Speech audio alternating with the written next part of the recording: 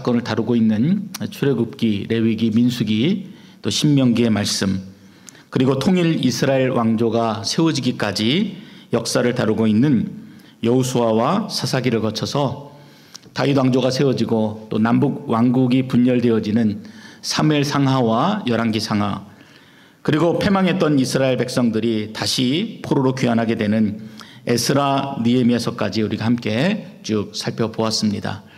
흥미롭기도 하고 이것으로 설명되어지는 것이 아니라 그 시간이 나름대로의 고난과 시험의 시간이었다는 것을 함께 말하고 있습니다.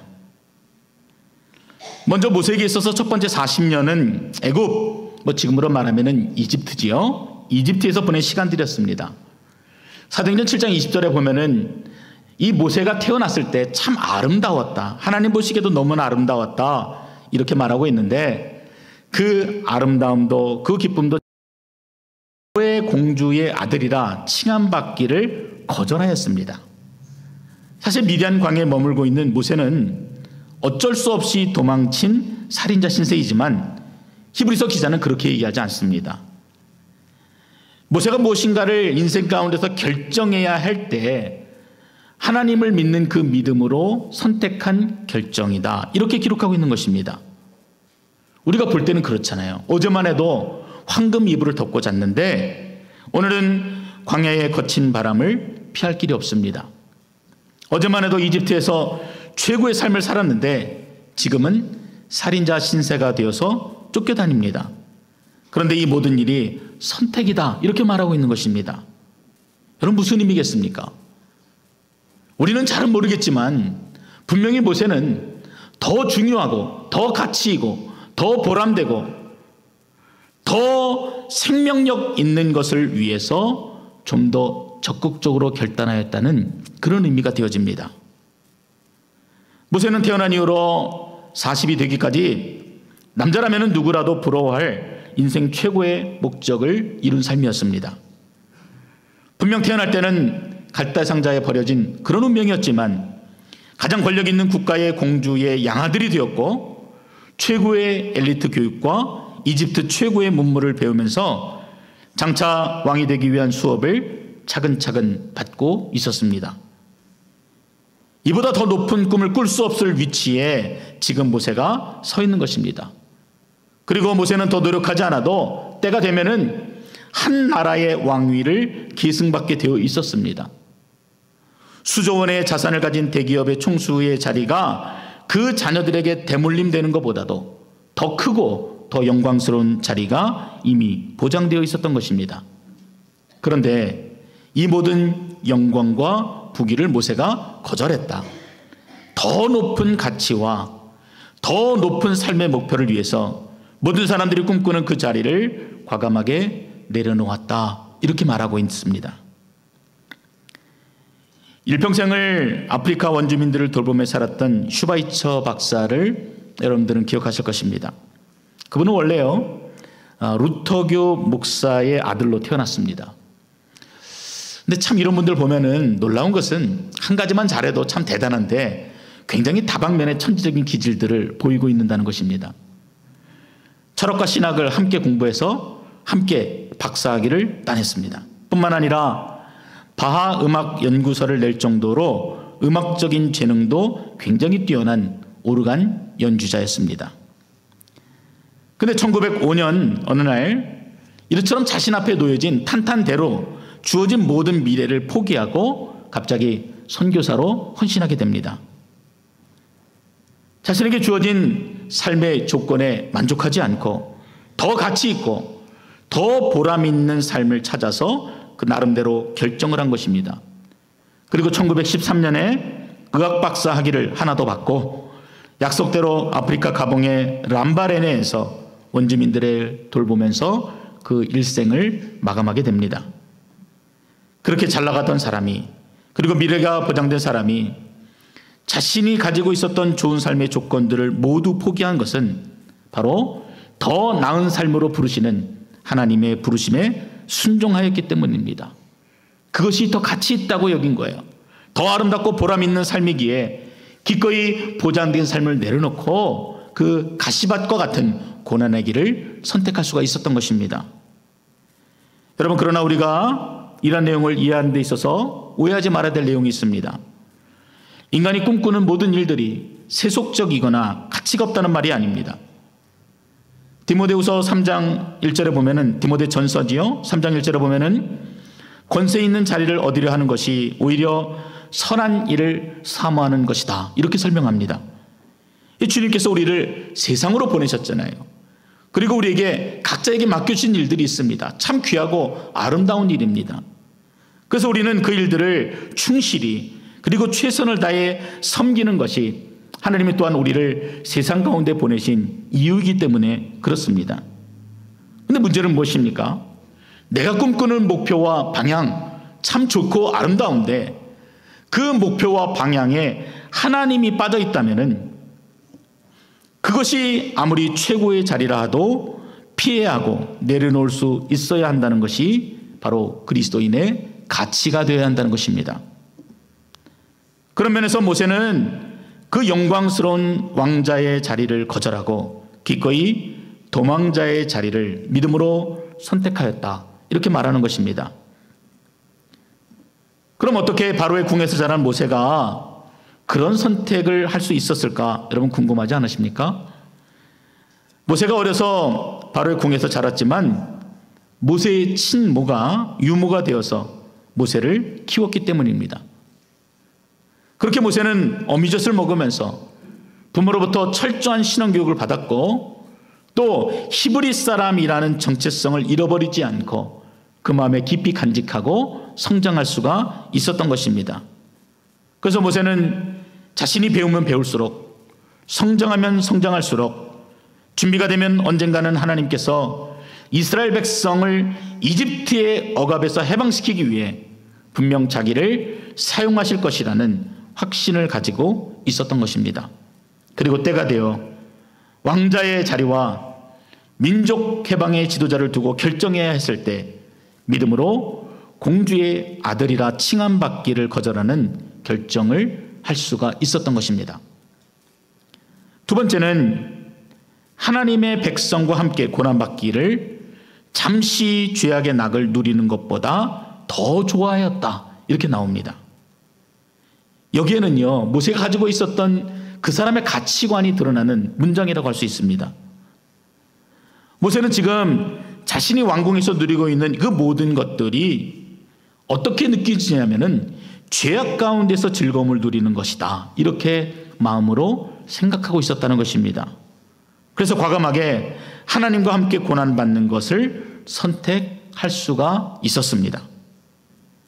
그런데요, 이때만 해도 모세는 하나님에 대해서 참 무지했습니다. 잘 몰랐어요. 마치 처음 교회에 나와서 앉아서 예배를 드릴 때 하나님을 경배하지만 그 하나님이 어떤 하나님이신지, 그 하나님이 어떤 이름을 가지고 계신지, 나에게 어떠한 능력과 사랑을 보여주시는지를 잘 알지 못하는 것처럼 마음은 분명히 하나님에 대한 고백을 하고 있었지만 그 하나님이 나를 향해 어떠한 계획을 가지고 계신지를 모세는 모르고 있었습니다. 분명 자신은 큰 마음을 먹고 결정했지만 하나님이 이스라엘 백성들을 구원하시기까지는 앞으로 40년이 남았고 약속하신 가나안 땅에 입성하기까지는 무려 80년의 시간이 더 남았기 때문입니다. 모세가 그럴 수 있잖아요. 하나님, 이제 나는 준비되었는데, 제가 결정했잖아요. 그리고 이제 가야 되는데 하나님 뭐라 그러시는 겁니까? Not yet. 아직 아니야. 아직 멀었어. 이 말씀을 주시는 겁니다. 아마 당시의 모세도 그런 하나님을 이해할 수가 없었을 것입니다. 그래서 미디안 땅에서 정착하는 삶을 삽니다.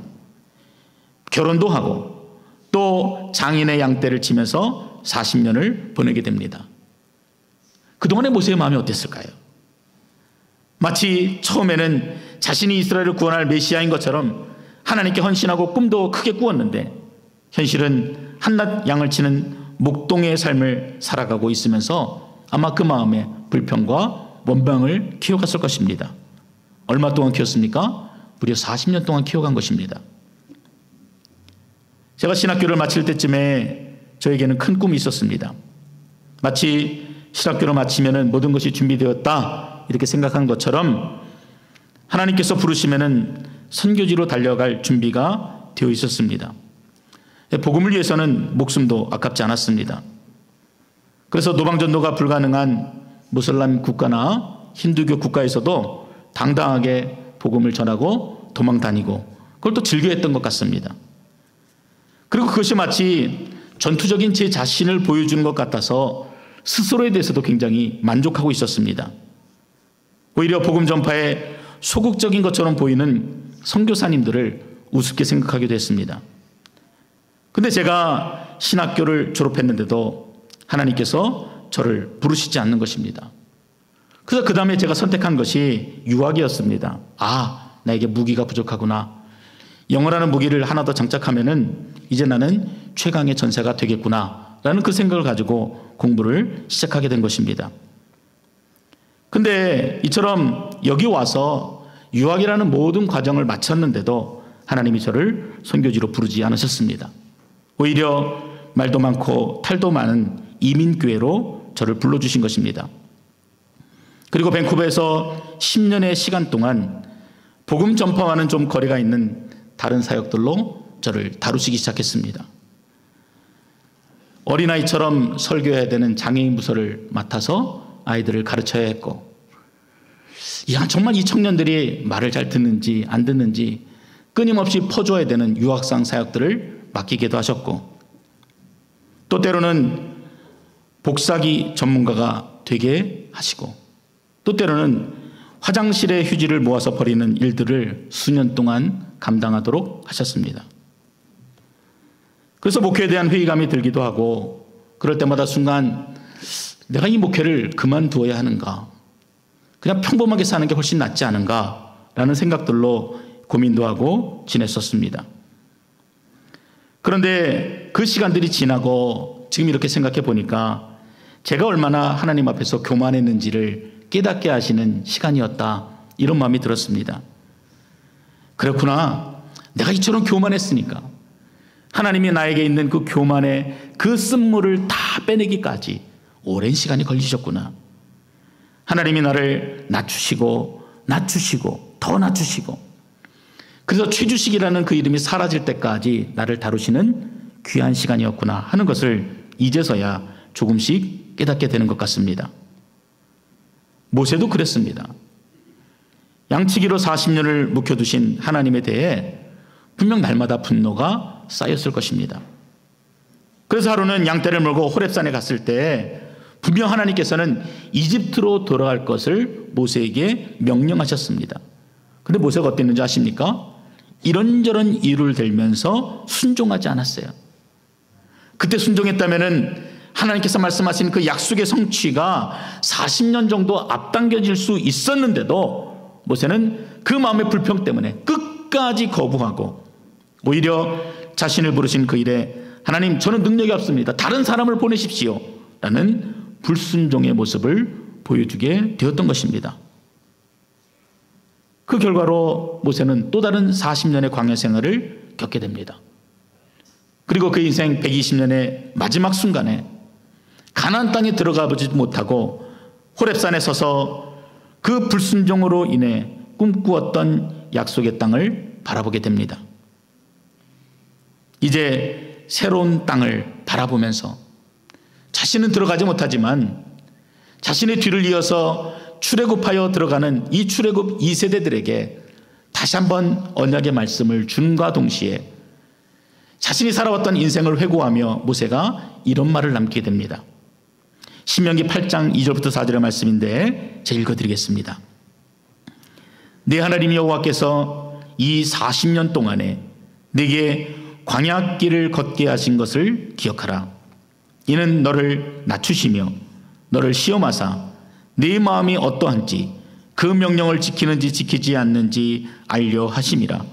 너를 낮추시며 너를 줄이게 하시며 또 너도 알지 못하며 네 조상들도 알지 못하던 만나를 네게 먹이신 것은 사람이 떡으로만 사는 것이 아니요 여호와의 입에서 나오는 모든 말씀으로 사는 줄을 네가 알게 하려 하심이니라.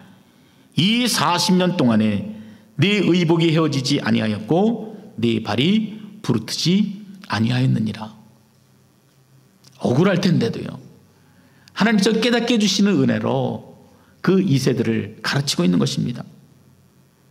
왕궁을 버리고 하나님의 백성들과 고난받는 것을 선택한 모세의 선택은 결국 하나님의 이끄심이었다. 거룩한 이끄심이었다.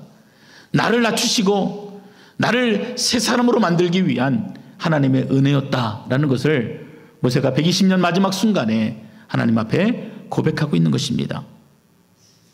그렇다고 모세 인생이 완벽했다고 말하는 것은 아닙니다. 조금 전에 살펴보았던 것처럼 무력감에 빠지기도 하고 사역을 미루고 불순종하기도 하였지만 그 인생의 마지막 순간에 이 모든 것이 나를 다루시는 하나님의 훈련과 하나님의 사랑이었다라고 분명한 고백을 드리고 있는 것입니다. 사랑하는 성도 여러분, 성숙한 성도는 저절로 만들어지지 않습니다. 매주일 교회 나오는 것으로 결코 성숙한 성도가 될 수가 없습니다. 죄송합니다. 이제 예수를 믿어서 구원에 이르는 믿음의 1단계를 넘어섰다면 더 큰 믿음의 성장을 위해서 여러분들은 더 큰 가치, 더 큰 목표를 위해 고난받는 것을 두려워하지 마셔야 합니다. 영적인 성숙을 위해 말씀으로 훈련받는 일에 주저하지 마셔야 합니다. 제자훈련, 사역훈련이 더 이상 남의 일이 아니라 바로 여러분의 일이 되실 수 있도록 여러분들이 결정을 하셔야 하는 것입니다. 마지막으로 모세는 그리스도를 위하여 받는 수모를 애굽의 모든 보화보다 더 큰 재물로 여겼다, 이렇게 기록합니다. 자, 그런데 이상하지 않습니까? 모세는 분명 아직 그리스도를 보지 못한 이 구약시대 사람이잖아요. 그런데 히브리서 기자가 이 모세가 그리스도를 위해서 수모를 받았다, 이렇게 말하고 있는 것입니다. 하나님께서 그에게 영적인 안목을 주셔서 앞으로 오실 메시아에 대한 환상을 보여주셨다는 것인지, 아니면은 구약의 예언을 통해서 예표되었던 메시아에 대한 기대를 이렇게 표현하는 것인지 분명하지는 않지만 분명한 사실은 있습니다. 지금 이 히브리서 기자는 이미 그리스도를 경험한 사람이에요. 그래서 분명 역사의 후반부에 이 일들을 바라보고 있지만 히브리서 기자의 시각에서는 다시 한번 예수 그리스도라는 안경을 쓰고 지금 구약의 시간들, 구약의 역사들을 바라보고 있다는 점입니다. 그래서 똑같이 히브리서 기자는 예수 안경을 끼고 지금 모세의 인생을 바라보며 그 내용을 정리하고 있는 것입니다. 히브리서 기자는 모세가 이스라엘 백성들을 위해서 받았던 수모가 결국에는 장차 오실 메시아 예수 그리스도의 구속사역을 이루기 위한 고난과 수모로 보고 있는 것입니다. 같은 일로 보는 것이에요.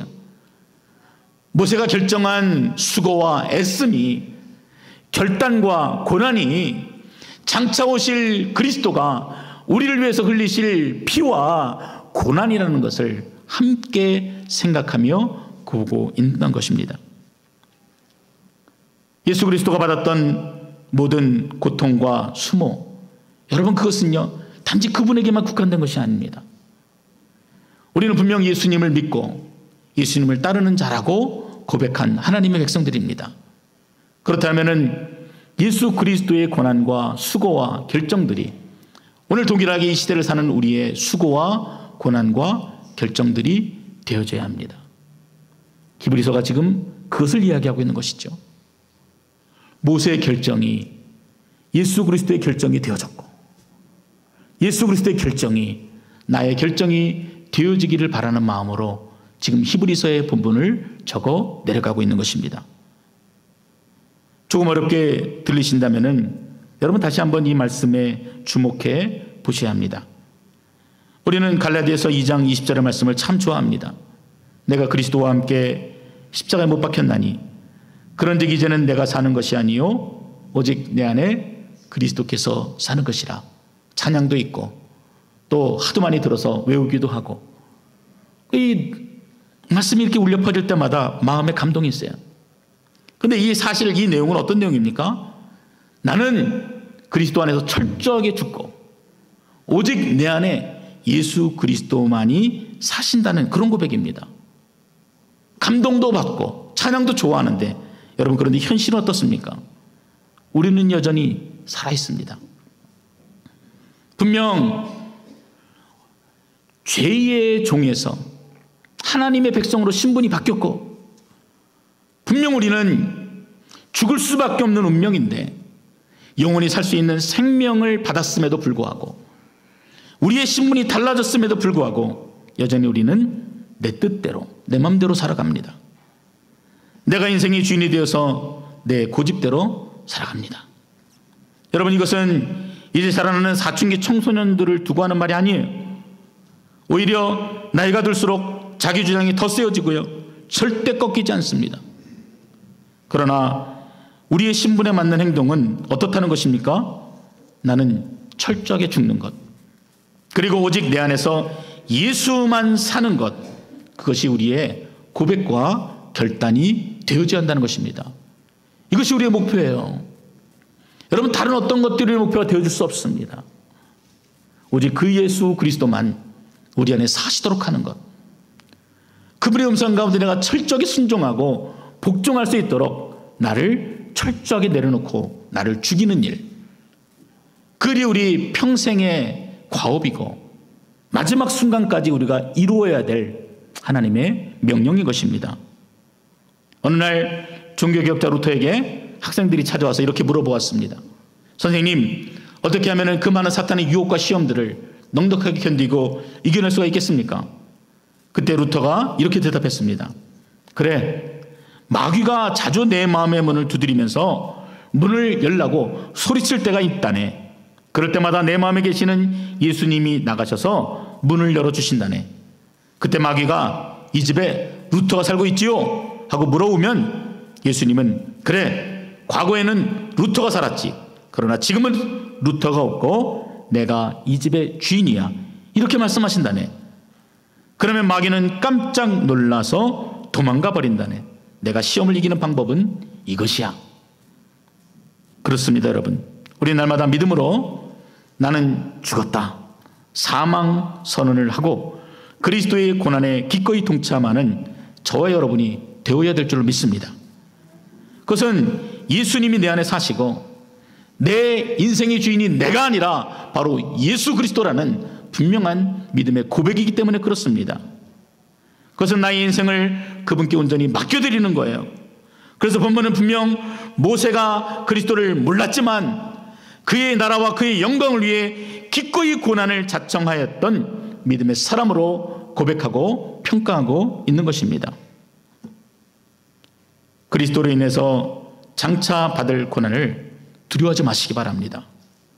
모세가 애굽의 모든 보화보다 그 고난을 더 귀히 여겼던 것처럼 우리 삶에 고난이 찾아올 때 오히려 그리스도의 고난에 동참한다는 신앙적인 자부심으로 넉넉히 이겨내시고 기쁨 가운데 승리하시는 여러분 되시기를 주님의 이름으로 축원드립니다.